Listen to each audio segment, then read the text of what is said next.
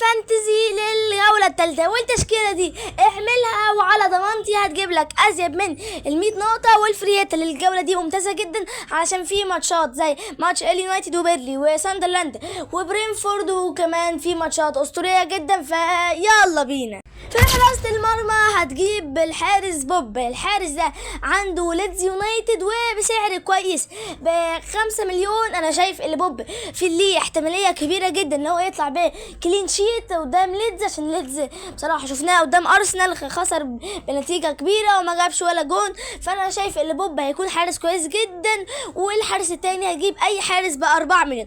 وفي خط الدفاع اول مدافع هنجيبه هو دورجو. اولا مانشستر يونايتد عنده بيرلي، انا شايف اللي هو دورجو خيار كويس جدا. دورجو شفناه هو بيهاجم جدا وقدام بيرلي ممكن يطلع بمساهمة او مساهمتين. والمدافع اللي بعده هو بيدرو بورو. انا بيدرو بورو ب5.5 وعنده بورموس، انا شايف صراحة اللي هو هيكون خيار كويس جدا، وبيدرو بورو كويس جدا بصراحه. وانت لو المدافع الثالث اللي هتجيبه هو ليفربنتو. المدافع ده عنده ليدز يونايتد، وانا شايف اللي هو بصراحه لعب اداء كويس جدا قدام ليفربول، فانت لازم يكون معاك ليفربنتو في شكلتك في الفري هيت.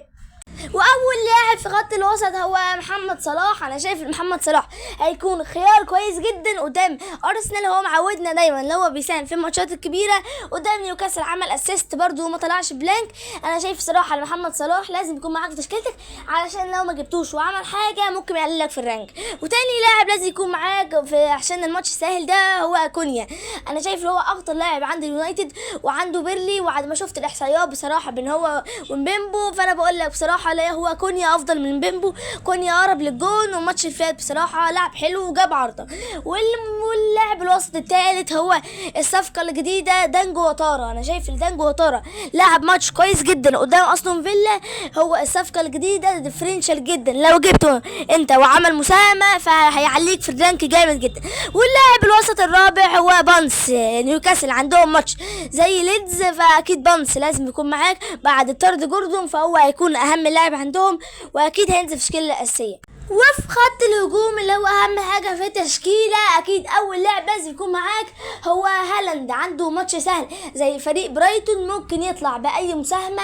واللاعب التاني اللي لازم يكون معاك هو الكينج جو بيدرو، اللي عمل مساهمات كتير جدا قدام ويست هام. فانا شايف ان جو بيدرو لازم يكون معاك ضد ماتش زي فولهام كده، هو ماتش كويس جدا، فانت لازم يكون معاك بصراحه جو بيدرو ممكن يطلع بمساهمه او 2.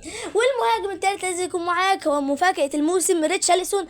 عنده ماتش زي بورموس ممكن يطلع باي مساهمه، وشفنا مستوى توتنهام الجميل جدا بصراحه. وانا شايف انت لازم يكون معاك ريتشارلسون. وكده تبقى خلاص تشكيله فريات. لو في اي استفسار فني اكتبه في التعليقات وقولنا عايزين ايه في فيديو جاي. سلام.